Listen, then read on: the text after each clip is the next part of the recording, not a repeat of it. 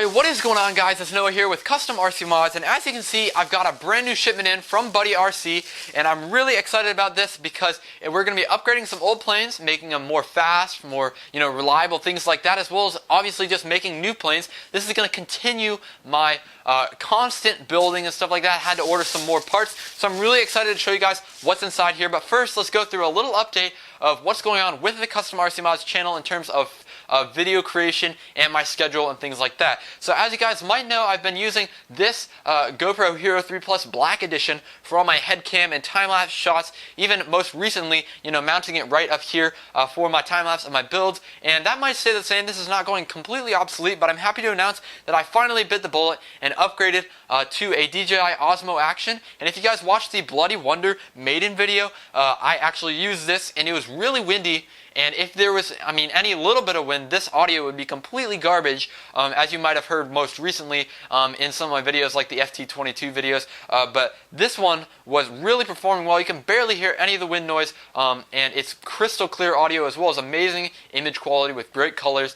So yeah, I'm really happy to be making this upgrade for you guys. Hopefully it will give you a better viewing experience and give you a better idea of what I'm flying and what I'm trying to say, and my message will be communicated a little bit better to you guys, which is the end goal. So I'm really excited about that. Obviously, we're probably still going to do some more time lapses and things with this one as well, so don't count it out of the game. But I'm really excited to bring you things like this, as well as this can do 4K.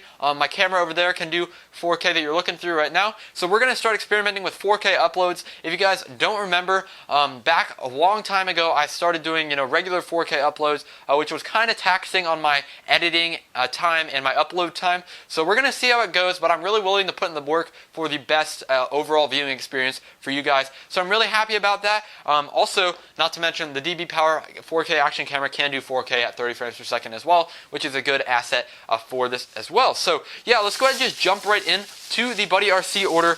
We've got quite the haul right here. Alright, so it's time to go ahead and take a closer look at the different products that we just purchased. And you can see right here, these three motors are the Sunny Sky XS series motors. We got two 2207s, the 2100 kV and the 2700 kV right here, which are pretty standard equipment. I've been running the 2100 kV on the Vector, the Arrow, and the Sparrow, and the 2700 kV will be probably dropped in one of those three planes in the course of its lifespan, just to give it a little bit of a boost in speed and power.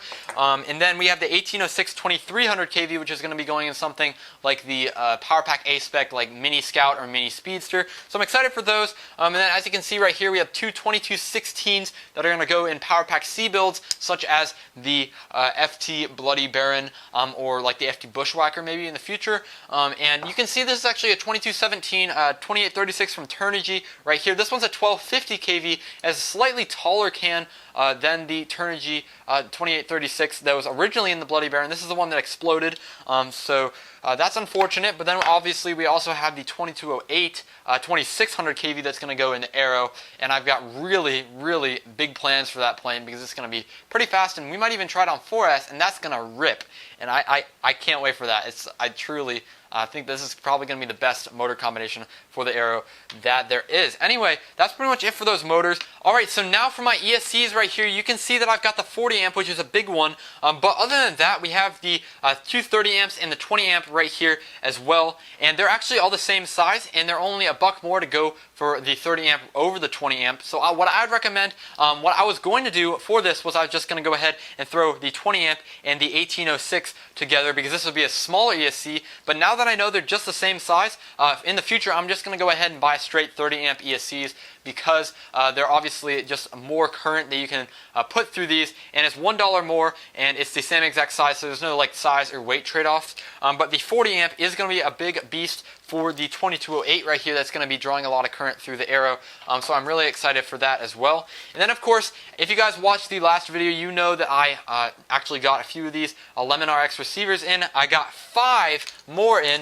right here, so you can see there's 4 in here, and that last one makes 5. So that's going to be an interesting little combination, because I'm going to be swapping these out for the AR6210s that are currently in some of my planes that are being really sketchy and crashing a lot of my planes due to brownouts. So I'm really excited that I have a new reliable receiver to trust, and I've obviously loaded up on a few more.